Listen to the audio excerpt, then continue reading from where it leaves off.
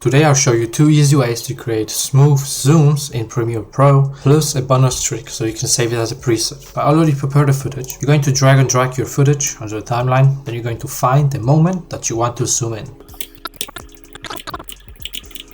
So as you can see, I found this moment that I want to zoom in.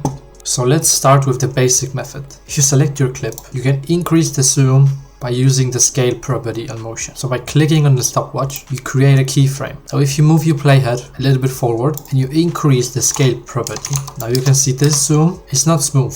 It looks like shit. The mistake most people make is that they zoom too much. So if we remove these keyframes and we move on to our second method, which is the preferred method to create smooth zoom in Premiere Pro. So if we go into effects and we search up a transform, we can then take the transform effect, drag it onto our clip, then it will appear in the effects control panel. Now if we go into there, we can see we have the same property we had before. We can then create two keyframes on our scale property. Now this time we're going to increase it only by 5. Now here's where the magic happens. You select both of your keyframes, you right click, press easy in, right click again, and you ease out. Now it seems like nothing happens, but now if we go into our scale property, there's a little drop down we can click on. We can see we have a graph here. Now if we select our keyframes, we can manipulate this graph. So this graph shows the speed of which our zoom is happening at, meaning the highest point on the graph is the highest speed of our zoom. So if we move our handles like this, where the fastest movement is at the beginning and then it slowly slows down. This type of graph is what we call entry graph. So you use this every time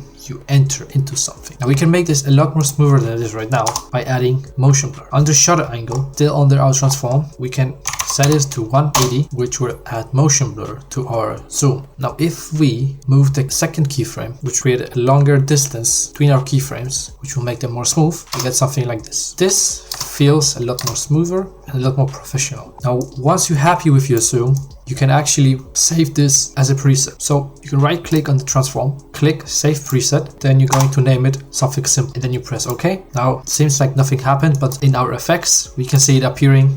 And then if we remove the transform that we created before, now if we drag our preset that we just created onto our clip, it will automatically add the keyframes at the easing that we did, so the graph. So now you can drag it onto any clip in seconds. So if you enjoyed this, leave a like.